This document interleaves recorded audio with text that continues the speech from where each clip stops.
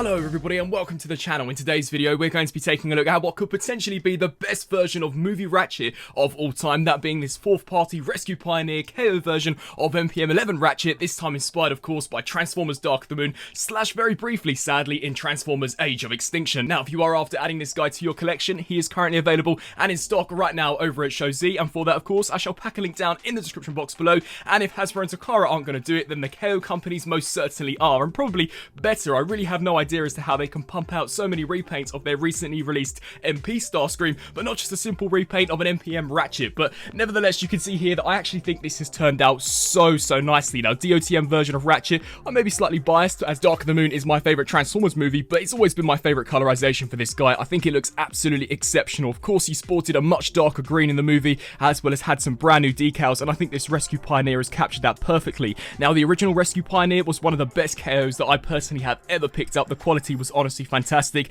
and that still does retain here in their second release, and I think they've done such a splendid job. You can see in regards to the details here on the side, it looks exactly how it did in the movie. So we've got the fire department E4 there on the side. You can also pick out some really nice utensils there at the actual top, which have all been sculpted and painted impeccably well. As we just spin our attention here to the side of the vehicle, once again you've got some awesome decals such as search and rescue, and as we actually spin our attention here to the side, you can once again see some really nice hazard lining. As we spin our attention here to the back, the paintwork truly is magnificent, so you can once again see some awesome hazard lining as well as fire department. And then as we just spin our attention here to this side once more, it's very similar to the opposite side, painted and detailed beautifully well. And as we just take a look here towards the front, once again the white paint apps all turned out incredibly nicely, as well as a really nice attention to detail going on here for the front. Now if I do have any critiques with this, it's that when in comparison to their first release, I have noticed that some of the tabs don't want to stay pegged in as well. So for example, these ones just do not want to push into their respective slots as nicely as on the previous version, and the same also applies here to this side. So maybe it is down to the mold degrading, or maybe just because the mold is nowhere near as refined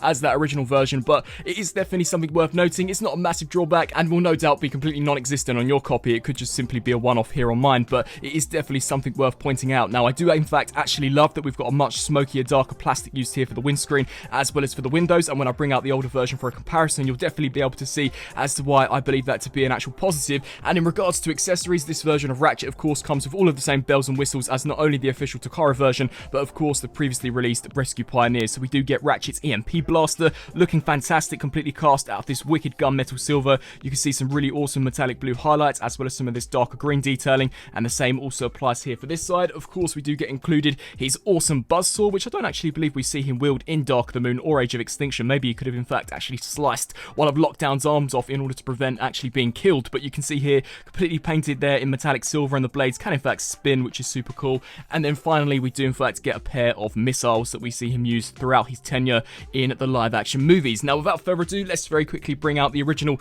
Rescue Pioneer here for a comparison, and you can really see here the stark difference in terms of colour. Now the original Rescue Pioneer was super accurate to how Ratchet appeared in 1 and 2, and this version is super accurate to 3 and 4, and it's really going to come down to personal preference as to whether or not you guys prefer this almost lighter colour scheme for Ratchet, or if you prefer this darker one. I personally, as mentioned beforehand, have always preferred this darker green, not to take anything away from how he appeared in the first movie and of course Revenge of the Fallen, but there's just something about this design which sits so much nicer with me. I actually love the details such as the E4 here on the side. I do in fact actually really like the lifeline though on this one, so once again it is just going to come down to personal preference, or pick up both, as both of them are really cool figures. I shan't bring out the original Takara MP just as I don't in fact actually have that in my collection. I believe it's in a storage tub somewhere, and this version did in fact actually take its place. That just goes to show how well done this guy truly is. But after this review, this one here will more than likely stay in vehicle mode, and this one here will definitely take the spot in the shelf in bot mode. But both incredibly good KOs, both look fantastic, and of course are both based on their respective movies, Dark of the Moon and of course the first two. So with everything just about covered here for Ratchet in vehicle mode, let's get this guy fully transformed up into bot mode. Cracking steel!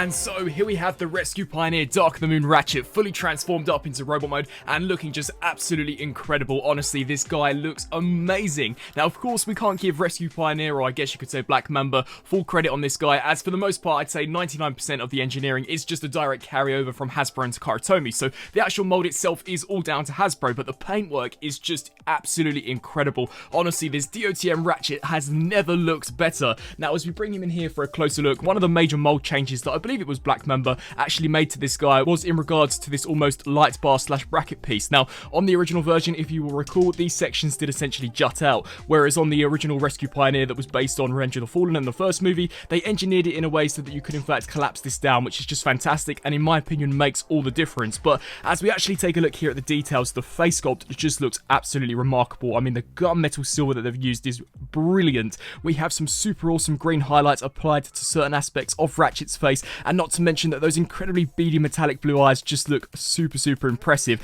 As we turn our attention here to the torso of Ratchet, you are also able to appreciate some of the mechanical details which are in fact revealed as a result of conversions such as this piece. So if you do hinge the bumper down, you can see that actually inside it does reveal some super awesome gunmetal silver, all of which has been detailed incredibly well. As we turn our attention to the shoulders, I've always been a huge fan of Ratchet's shoulder design. It's incredibly complex as per tradition with the Michael Bay movies, and I just think this guy looks super impressive. You can see that we've got the E4 decals actually here on the sides of the forearms, and you can also see that the white and the green paint apps have all turned out incredibly well. Even here for the fingers, you can see some nice gunmetal highlights as well as some of that darker green. And as we just spin our attention down to the lower region, we've got some awesome metallic silver pistons there for the thighs, as well as once again some of those white and green paint apps, and all the way down to the lower section, this is just completely picked out in paint apps and it just looks remarkable. It allows you to appreciate some of the sharper details of the sculpt which literally went completely missed on that original official Hasbro and Takara version. You can see we've got some nice metallic blue highlights here for these hydraulics, awesome mechanical detail picked out there in gunmetal, and the entire foot is completely cast out of die cast. So where this is reflective, it is simply down to the die cast,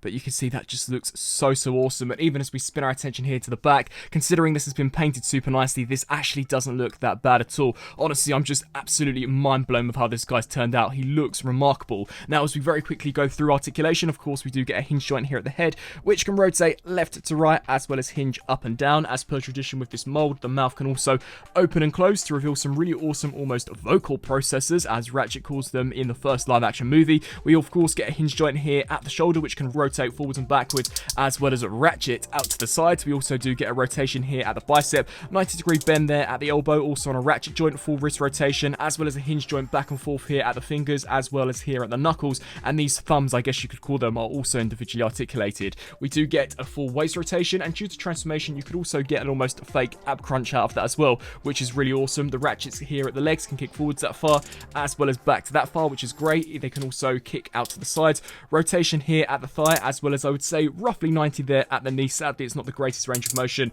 but here at the foot, this can ratchet forwards, backwards, as well as, of course, pivot side to side. So overall, in terms of articulation, if you own the official version or the previous Rescue Pioneer, then you'll know exactly what to expect. But one thing that I really have to get across is that for a knockoff, this is just incredible. The ratchet joints, the die cast, the plastic, the paint, everything about this feels honestly so official and high grade. I haven't seen any paint flaking on this guy, which is awesome. And before we begin to wrap up this review and bring out some comparisons, let's very quickly showcase how you can implement some of the accessories. So we can bring in the EMP blaster and just snap that there on the arm, much like we saw in the movie. So there you've got Ratchet using that weapon, which looks awesome. We can also bring in some of those missile pods, and these simply do just attach onto two slots. You can peg them onto either of the arms. It's completely up to your own personal preference. However, I do like to peg them here on this side, and you can see these have been detailed as well as painted really nicely. And then finally, of course, we do get the buzzsaw, which as per tradition with this mold, simply does just peg there into the middle of the forearm. And that is Medical Officer Ratchet, fully armored up, ready to take down the Decepticons, or perhaps try his best to face off against Lockdown. Here for your very quick Rescue Pioneer comparison, of course, we've got the TF1/TF2 version on the left and the new DOTM/AOE version on the right. And honestly, I can't fault either of these in regards to paint. Both of them